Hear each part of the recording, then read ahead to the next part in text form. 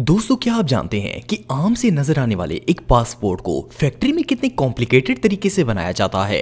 और क्या आपको पता है कि ज्वेलरी शॉप्स पर नजर आने वाले ये कीमती डायमंड्स फैक्ट्रीज में कैसे बनते हैं। प्लस क्या आपने कभी टिश्यू पेपर को मैन्युफैक्चर होते हुए देखा है।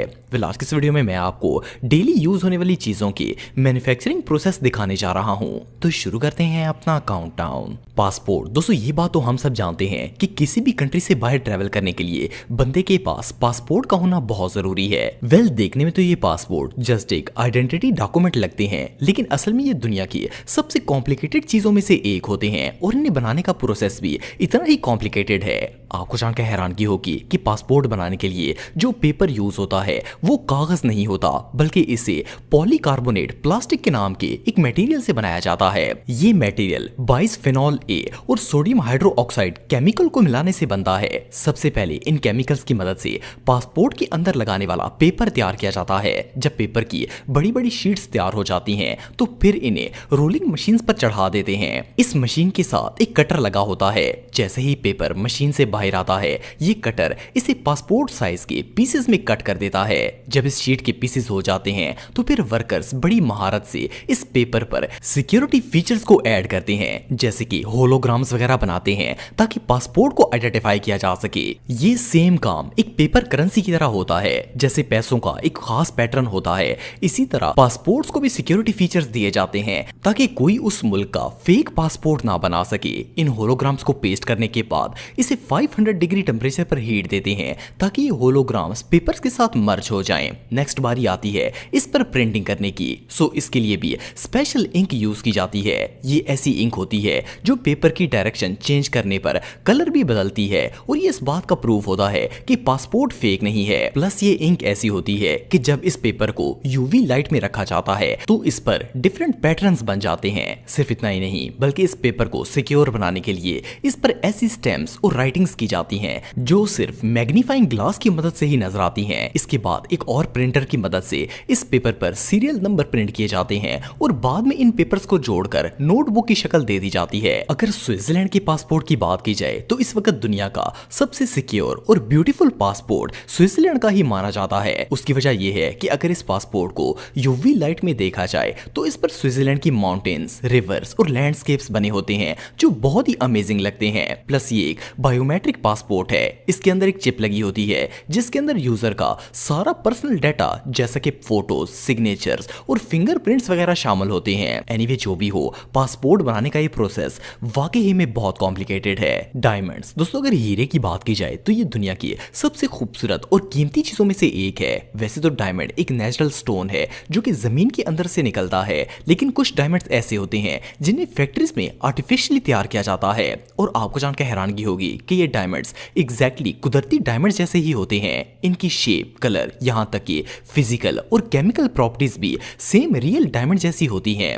इस हीरे को तैयार करने के लिए डायमंड सीड्स का इस्तेमाल किया जाता है। जिस तरह फार्म्स में बीज बोकर आर्टिफिशियल पौधे उगाए जाते हैं, इसी तरह लैब्स के अंदर डायमंड सीड्स की मदद से हीरों की मैन्युफैक्चरिंग की जाती है और इस प्रोसेस को केमिकल वेपर प्रोसेस कहते हैं। सबसे पहले हीरे के छोटे छोटे टुकड़े लेकर इन्हें एक जार में फिल किया जाता है। फिर इस जार को एक ऐसे कमरे में रखते हैं जहां शदीद अंधेरा और एक्सट्रीम हाई टेम्परेचर होता है। इसके बाद इस रूम को मीथेन गैस से भर दिया जाता है जो कि डायमंड की फॉर्मेशन में मदद करती है।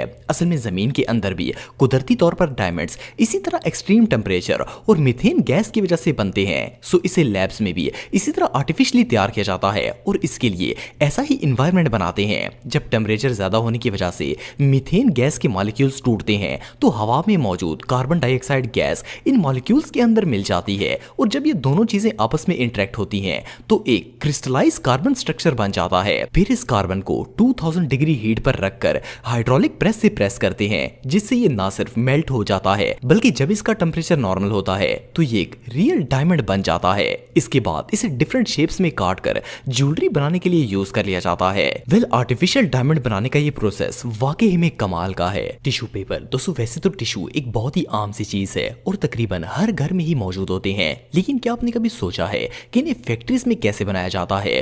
ये एक बहुत ही अमेजिंग प्रोसेस होता है। टिश्यू को बनाने के लिए सबसे अहम मटेरियल कागज होता है। असल में जो टिश्यू हम यूज करते हैं इसे पेपर को रिसाइकल करके बनाते हैं। इसके लिए फैक्ट्री में सबसे पहले पेपर को एक जायंट मशीन में डाला जाता है जिसे पल्पर कहते हैं। पल्पर कागज को इस तरह श्रेड करती है कि एक फाइबर की शक्ल इख्तियार कर जाता है। इसके बाद इस फाइबर के अंदर पानी मिक्स करते हैं जिससे इसकी शेप पल्प जैसी हो जाती है। फिर इस पल्प के अंदर ब्लीच मिक्स करते हैं जिससे इसका कलर बिल्कुल सफेद हो जाता है। जब ये पल्प कंप्लीट व्हाइट हो जाते हैं तो इसे एक मशीन के जरिए वॉश करके निचोड़ लिया जाता है ताकि इसके अंदर से सारा पानी निकल जाए। इसके बाद इस पल्प नुमा फैब्रिक को रोलिंग मशीन पर लगा देते हैं। पहले ये फैब्रिक को ड्राई करती है, फिर इसे इतना बारीक कर देती है कि ये पेपर शीट्स जैसा दिखाई देना शुरू कर देता है। और फिर ये शीट्स ही, और असल में ये शीट्स ही रॉ टिश्यू होता है। और इसके बाद एक और मशीन रॉ टिश्यू को फोल्ड करने का काम करती है और टिश्यू को तह दर तह जोड़ना शुरू कर देती है।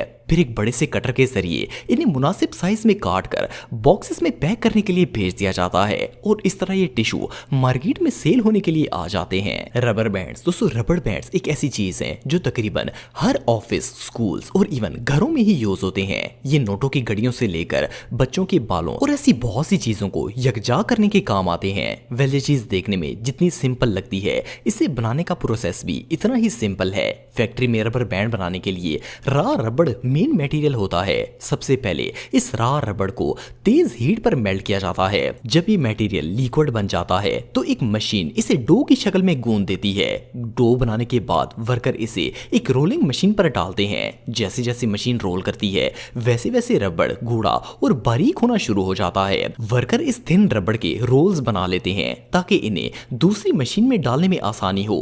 फिर इन रोल्स पर सल्फर नाम का एक केमिकल पाउडर डाला जाता है जो रबड़ की इलास्टिसिटी में इजाफा करता है। इसके बाद इसे फिर से रोलिंग मशीन पर डाल दिया जाता है। ये मशीन इतनी हैवी होती है कि रबड़ को कागज की तरह बारीक कर देती है। जैसे ही ये रबड़ शीट मशीन से बाहर निकलती है, वर्कर इसे ट्विस्ट करके छोटे छोटे पीसेस में काट देते हैं। फिर इन पीसेस को एक और मशीन में डालते हैं जहां से ये लॉन्ग और स्मूथ ट्यूब्स की शक्ल में बाहर आते हैं। इसके बाद वर्कर एक एक ट्यूब को पाउडर लगाकर लोहे के मोल्ड्स के अंदर चढ़ा देते हैं ताकि रबड़ आपस में चिपके नहीं। इसके बाद इन्हें दोबारा से हीट दी जाती है और फिर इन्हें मोल्ड्स के ऊपर से उतार लिया जाता है। लास्ट में इन रबड़ ट्यूब्स को कटिंग मशीन में डालते हैं। इसके अंदर शार्प ब्लेड्स लगे होते हैं जो एक ही वक्त में इन ट्यूब्स को लाखों छोटे छोटे राउंड पीसेस में काट देते हैं और इस तरह ये रबड़ बैंड्स तैयार हो जाते हैं और फिर इन्हें बॉक्सेस में पैक होकर मार्केट में सेल होने के लिए भेज दिया जाता है। तो दोस्तों आज के लिए बस इतना ही। उम्मीद आपको वीडियो पसंद आई होगी। अगर आप मुझे इंस्टाग्राम पे फॉलो करना चाहते हैं तो दी हैदर टीवी पे आप मुझे फॉलो कर सकते हैं।